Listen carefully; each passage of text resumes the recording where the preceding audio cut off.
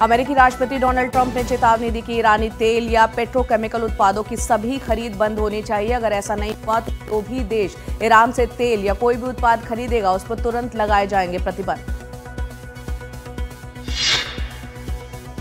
पहलगाम हमले पर एनआईए जांच में बड़ा खुलासा। सूत्रों से खबर, हमले के 2 दिन पहले से आतंकवादी घाटी में मौजूद थे आतंकी।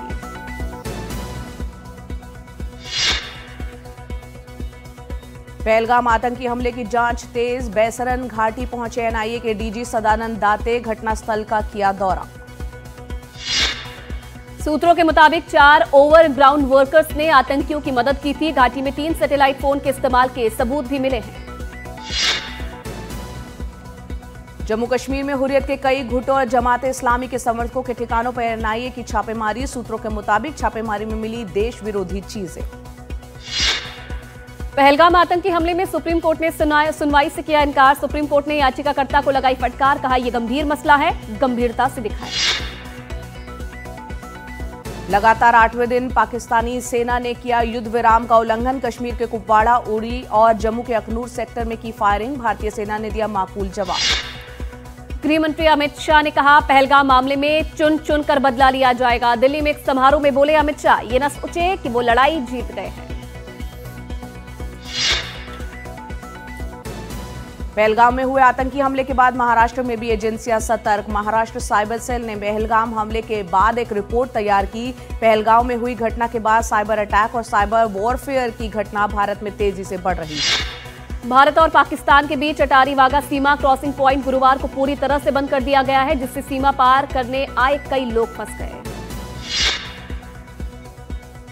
पाकिस्तान डिपोर्ट किए जाने के खिलाफ सुप्रीम कोर्ट में याचिका दायर। कहा परिवार के 6 सदस्यों के पास भारतीय आधार कार्ड, पासपोर्ट और पैन कार्ड। सुप्रीम कोर्ट आज करेगा सुनवाई।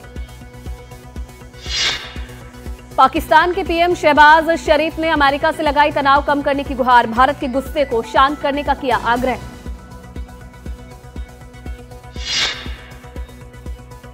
दिल्ली एनसीआर में मौसम ने बदली करवट। तेज हवाओं के साथ भारी बारिश, जनजीवन अस्त व्यस्त। भारी बारिश के कारण दिल्ली के कई इलाकों में भरा पानी, सड़कें जलमग्न हो गई। लोगों को आने जाने में हो रही है दिक्कतें।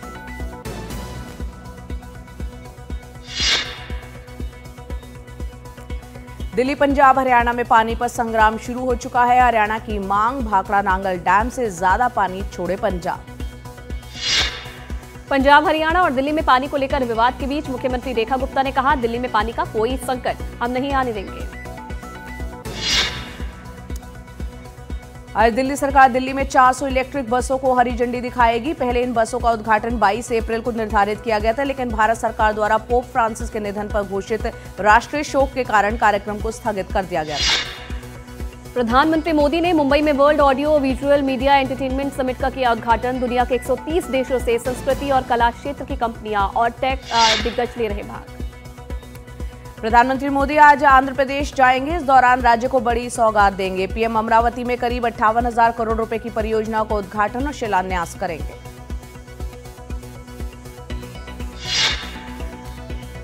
खुल गए हैं बाबा केदारनाथ धाम के कपाट। विधि विधान से की गई पूजा अर्चना। 10,000 किलो से सजाया गया धाम। अगले 6 महीने भक्त कर सकेंगे बाबा केदार के दर्शन।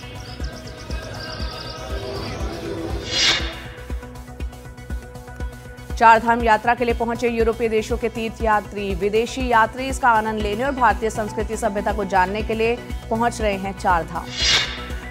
कांग्रेस अध्यक्ष मल्लिकार्जुन खड़गे ने केंद्र आरक्षण बढ़ाने की मांग की है। हुबली में एक जनसभा को संबोधित करते हुए उन्होंने कहा कि मैं मांग करता हूं कि केंद्र आरक्षण पर 50% की सीमा को हटाए और इसे बढ़ाकर 67 से 68% करे।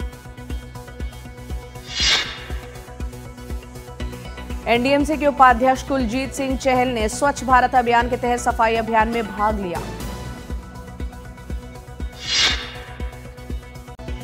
पूर्व केंद्रीय मंत्री गिरिजा व्यास का निधन। बीते दिनों आरती करते समय आग लगने से वो बुरी तरह से झुलस गई थी, जिसके बाद इलाज के दौरान उनका निधन हो गया। कर्नाटक के मंगलुरु में सुहास शेट्टी नामक एक शख्स की हत्या। ऐसा माना जा रहा है कि सुहास की हत्या एक शख्स की हत्या का बदला है। मुंबई कस्तूरबा पुलिस की बड़ी कार्रवाई, मवेशियों की आड़ में ड्रग्स का कारोबार करने वाले 2 आरोपी गिरफ्तार, 4 फरार आरोपियों की तलाश जारी। उत्तराखंड की पर्यटन नगरी नैनीताल में एक नाबालिग लड़की के कथित यौन उत्पीड़न की घटना के बाद गुरुवार को सन्नाटा पसरा रहा। गुस्साए लोगों ने जमकर विरोध प्रदर्शन किया और तोड़फोड़ की। बिहार के वैशाली जिले के हथरासगंज इलाके में बेकाबू वैन ने 5 लोगों को कुचला, 1 की मौत, घायलों की हालत गंभीर। गुस्साए स्थानीय लोगों ने सड़क जाम कर पिकअप वैन को आग के हवाले किया। चमोली में जोशीमठ जल विद्युत परियोजना एनटीपीसी में कार्यरत एक ट्रक अचानक अनियंत्रित होकर धौली नदी में जा गिरा। दुर्घटना के बाद चालक लापता, पुलिस और एसडीआरएफ की टीम उसकी तलाश में जुटी। भुवनेश्वर के Kalinga institute of industrial technology छात्रावास में नेपाली छात्रा ने की आत्महत्या, 3 महीने में ऐसी दूसरी घटना। एबीवीपी ने छात्रा के लिए न्याय की मांग को लेकर जमकर विरोध प्रदर्शन किया। कर्नाटक के कोलार जिले में एक युवक ने 10,000 की शर्त लगाकर शराब की 5 बोतलें पी डाली, तुरंत बिगड़ी तबीयत, इलाज के दौरान हुई मौत। 2 गिरफ्तार, 6 के खिलाफ मामला दर्ज। प्रेमिका को शादी का पता लगा तो प्रेमी ने उतारा मौत के घाट, गुरुग्राम के टैक्सी ड्राइवर ने की लिव इन पार्टनर की निर्मम हत्या। मध्य प्रदेश के ग्वालियर के इंदरगंज थाना क्षेत्र में आज रात एक नाश्ते की दुकान में आग लग गई। गैस सिलेंडर लीक होने के बाद हुआ हादसा, कोई हताहत नहीं। पश्चिम बंगाल की मुख्यमंत्री ममता बनर्जी ने कोलकाता के बड़ा बाजार इलाके में आग से तबाह हुए होटल का दौरा किया। सीएम ने दिए जांच के आदेश, कहा पैनल रिपोर्ट तैयार करेंगे और अगले 15 दिनों में उन्हें मेरे कार्यालय में जमा करेंगे। 26 गैर आतंकी हमले के मास्टरमाइंड तहव्वुर राणा की मुश्किलें और बढ़ी। पटियाला हाउस कोर्ट ने दी वॉइस और लिखावट सैंपल लेने की इजाजत। भोपाल में 5 छात्राओं से रेप और ब्लैकमेलिंग का मामले में फरार आरोपी अबरार खान पर 10,000 का इनाम घोषित, अब तक 5 आरोपी गिरफ्तार।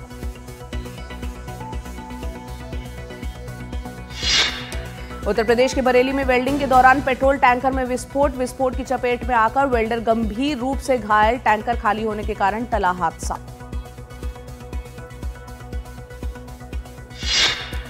असम के तिनसुकिया जिले में ऑयल इंडिया के कुएं में विस्फोट से दहशत फैल गई। विस्फोट कुएं के आवरण वॉल में क्षति के कारण हुई, वॉल को बंद करने का प्रयास जारी। योग गुरु रामदेव की मुश्किलें बनी हुई हैं। दिल्ली हाईकोर्ट ने रामदेव को अवमानना का नोटिस जारी करते हुए 24 घंटे के अंदर विवादित कंटेंट हटाने के निर्देश दिए।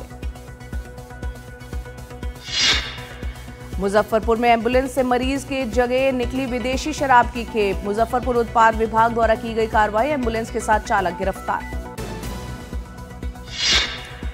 रेलवे ने बांग्लादेश सीमा के पास रेलवे सुरक्षा मजबूत करने के लिए बीएसएफ को शामिल किया। पूर्वोत्तर सीमांत रेलवे के रेलवे सुरक्षा बल ने जीआरपी और बीएसएफ के साथ कल से भारत बांग्लादेश सीमा के संवेदनशील क्षेत्रों में संयुक्त गश्त करना शुरू किया।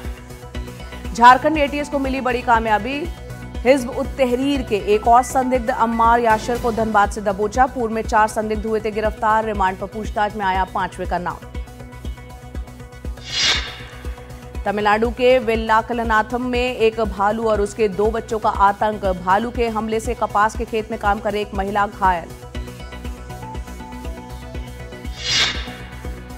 फिलीपींस में सड़क हादसे में 12 लोगों की मौत। टोल बूथ पर खड़ी गाड़ियों से जा टकराई तेज गति से आती एक मुसाफिर बस।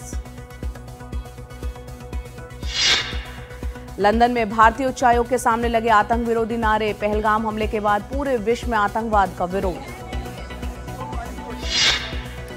चीन में मई दिवस के मौके पर 5 दिन की छुट्टियों के पहले ही दिन में दिखने लगी सैलानियों की भारी भीड़। रेलगाड़ियों से 2.25 करोड़ लोगों ने किया सफर।